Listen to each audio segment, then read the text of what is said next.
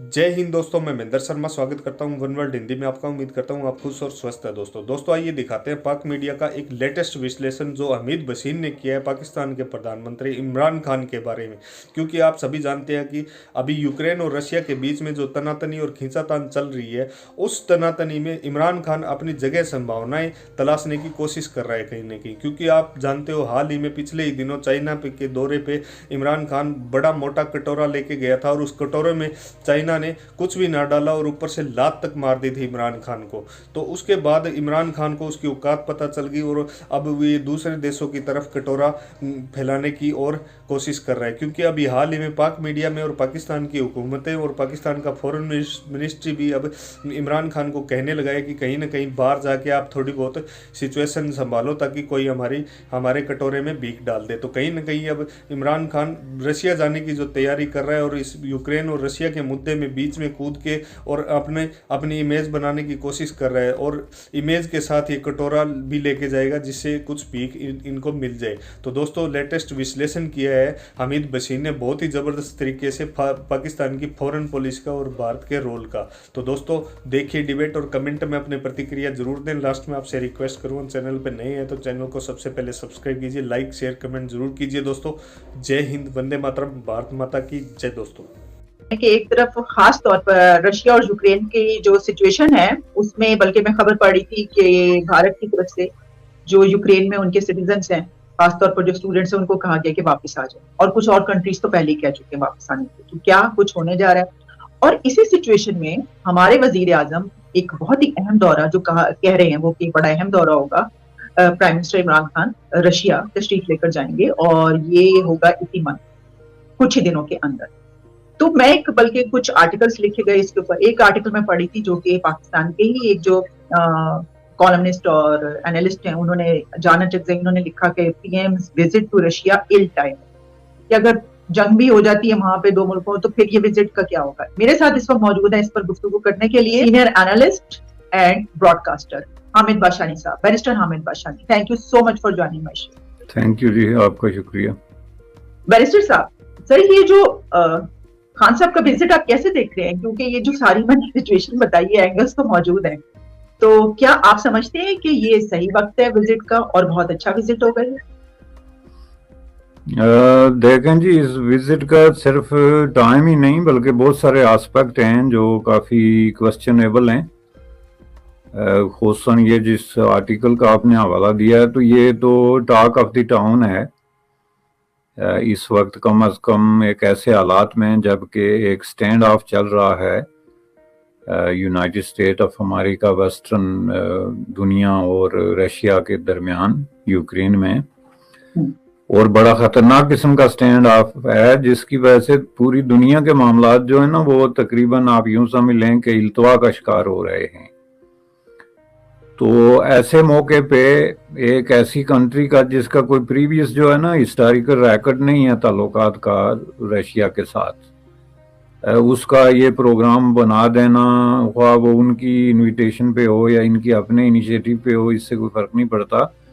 लेकिन ये जो है इस दौरे की कोई अहमियत नहीं रहती बल्कि ये बिल्कुल ही एक डिस्ट्रैक्शन, एक तरह का एक जो है ना वो एक गैर ज़रूरी किस्म का एक अमल हो जाता है।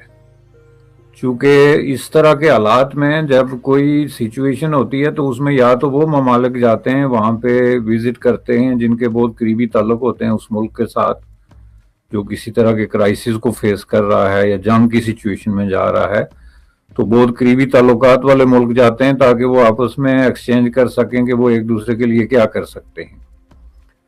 और या फिर इस तरह के मुल्क होते हैं जिनकी दरमियान पहले से कोई कम्युनिकेशन किसी नतीजे पे पहुंची हुई है तो उन्होंने जस्ट उसको एक फाइनल डिक्लेरेशन करना होता है किसी चीज़ पे। अब अगर आप पाकिस्तान की जो सिचुएशन है रूस के कॉन्टेक्स्ट में देखें तो इन दोनों में से एक में भी नहीं है, ताल्लुकात बिल्कुल नहीं है, ना होने के बराबर हैं। और उस सूरत में रूस जो है वो बहुत ही एक समझ लें कि इंटेंसिवली जो है अंगेज है यूक्रेन के मसले पे। आल दो के इस पे अभी टाइम है। आज की जो लेटेस्ट खबरें यहाँ वेस्ट में गर्दिश कर रही हैं وہ یہ ہیں کہ رشیا نے جو ہے وہ ٹینشن ایز کرنے کے لیے اپنے کچھ فوجی ہٹا دیے ہیں، یوکرین کی بارڈر سے ہٹا رہا ہے، اور کوئی آثار پیدا ہو رہے ہیں کہ یہ چیزیں جو ہیں وہ ڈیفیوز ہوں گی. لیکن اس پورے اگر آپ پروسیس کو دیکھیں نا تو دیکھیں یہ نہ صرف جو ہے ایل ٹائم کا جو لفظ استعمال کیا انہوں نے غلط وقت کا، بلکہ میں سمجھتا ہوں کہ یہ بالکل ہی جو ہے ان نیسیسری ایک دورہ ہے.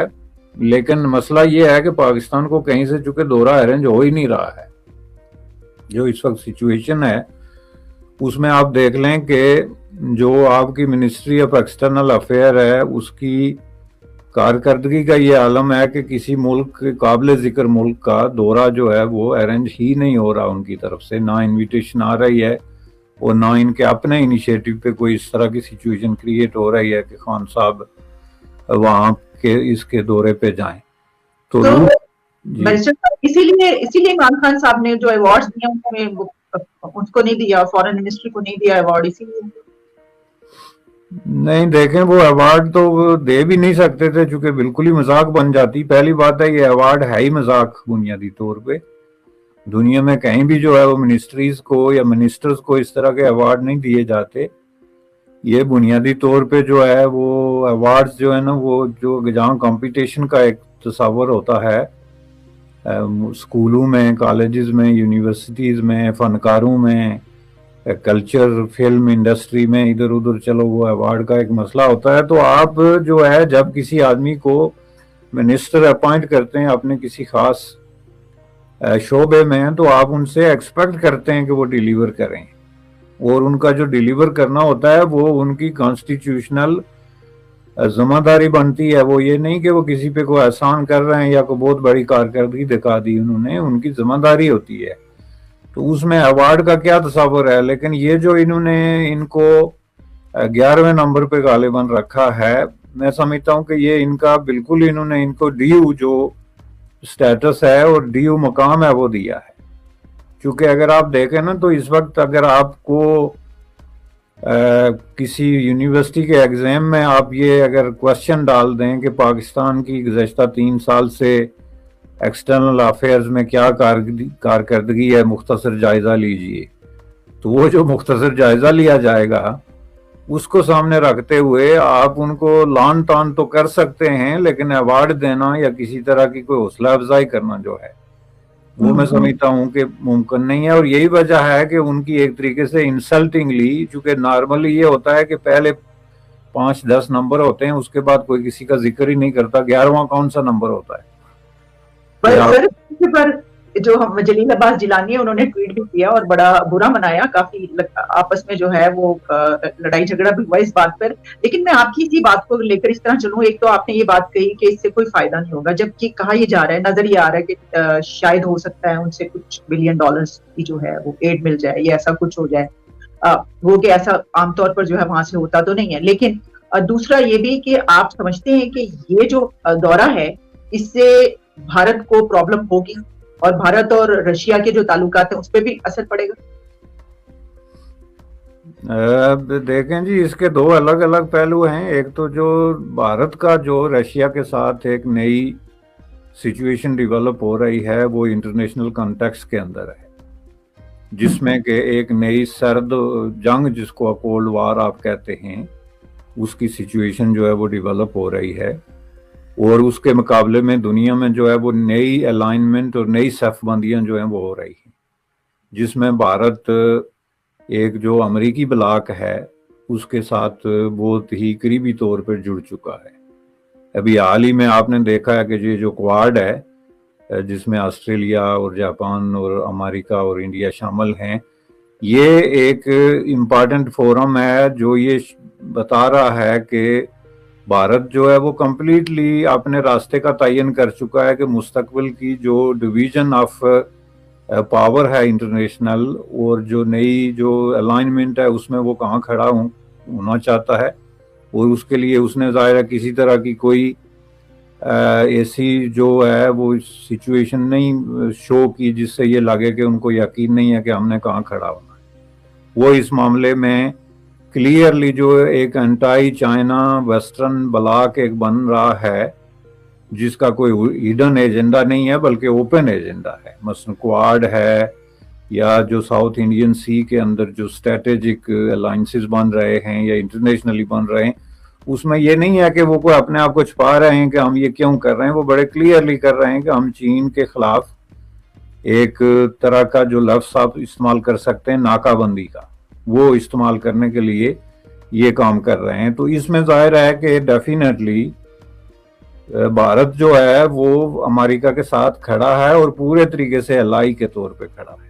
اب دوسری طرف روس ہے. روس کے ساتھ بھارت کی ایک ہسٹری ہے جو کہ بہت قریبی قسم کے تعلقات کی ہسٹری ہے, جس میں کہ بہت ساری جو ہے ان کی ایکسچینج ہوئی ہیں ٹیکنالوجی کے میدان میں, فائنینشیل ہیلپ کے میدان میں, ایون کلچرل فیلڈ میں بہت زیادہ جو ہے وہ ڈیولپمنٹ ہوئی ہے. دونوں ملکوں کے درمیان جو ہے فنکاروں کے ایکسچینج ہوتے رہے, یہ ساری چیزیں. اس طرح جو ہے ان کے درمیان ایک بہت ہی قریبی قسم کا تعلق رہا ہے. لیکن یہ گزشتہ 2-3 سالوں میں جو سچویشن ڈیولپ ہو رہی ہے اس میں ظاہر ہے کہ روس اپنی مجبوریوں کی وجہ سے چین کے بہت قریب جا رہا ہے, بلکہ چلا گیا ہے. اور چین کے قریب جانے کی وجہ سے ڈیفینیٹلی بھارت کے ساتھ اس کا ایک نیچرلی اور الٹیمیٹ قسم کا کانفلکٹ جو ہے وہ کھڑا ہو رہا ہے, چونکہ چین اور بھارت کا کانفلکٹ بہت ہی کلیئرلی فیلڈ میں موجود ہے. اور اس کے حوالے سے ظاہر ہے کہ بھارت کے پاس کوئی چوائس نہیں ہے اور نہ روس کے پاس کوئی چوائس ہے. اب اگر آپ اس کو ریسنٹ اس میں دیکھیں تو یہ ابھی جو چائنا کے اندر جو سرمائی اولمپکس کے دوران جو ڈیکلریشن انہوں نے دیا ہے وہ بہت ہی امپورٹنٹ قسم کا ڈاکومنٹ ہے, جس میں انہوں نے یہ کہا ہے کہ sky is the limit as far as ہماری ریلیشن شپ کا تعلق ہے چین اور رشیا کے درمیان. اس میں اسکائی از دا لمٹ, جس کا مطلب یہ ہے کہ ہم ہر میدان میں, پہلے تو یہ تھا کہ اسپیسیفکلی کچھ چیزوں میں تعاون کرتے تھے, لیکن یہ ہے کہ ہم ہر میدان میں ایک دوسرے کے ساتھ انکنڈیشنل اور انپریسیڈنٹڈ قسم کا تعاون جو ہے وہ کریں گے, جو کہ ایک بہت بڑا ڈکلیریشن ہے. اب اس ڈکلیریشن کو آپ یہ سمجھیں کہ یہ محض کوئی اتفاق کی بات نہیں ہے کہ پوتین صاحب چلے گئے بیجنگ میں اور جا کے انہوں نے اعلان کر دیا. اس کے پیچھے ایک لمبا ورک ہو رہا ہے گزشتہ 2-3 سالوں کے اندر, اور ورک یہ ہو رہا ہے کہ 2013 سے لے کے کم از کم چین, رشیا اور امریکہ کے درمیان ایک پراکسی وار جو ہے وہ چل رہی ہے, جو کہ ہیڈن نہیں ہے بلکہ ایک اوپن قسم کی پراکسی وار ہے. اور اس کی ریپیٹڈ قسم کے مسائل جو ہیں وہ ہم لوگوں کے سامنے آتی رہی ہیں. 2014 میں آپ یوکرین کے اندر دیکھیں, جو پرو رشین رجیم جو ہے اس کو چینج کیا گیا, جس پہ کہ روس نے بڑے کلیئرلی اپنا یہ اعلامیہ جاری کیا کہ اس کے پیچھے جو ہے وہ امریکہ کی فائنینسنگ, ویسٹرن فائنینسنگ اور ان کی حمایت جو ہے کی وجہ سے جو ہے یہ پرو رشین گورنمنٹ جو ہے اس کو ٹاپل ڈاؤن کیا گیا. اب یہ دیکھیں یہ کیوں امپورٹنٹ ہے.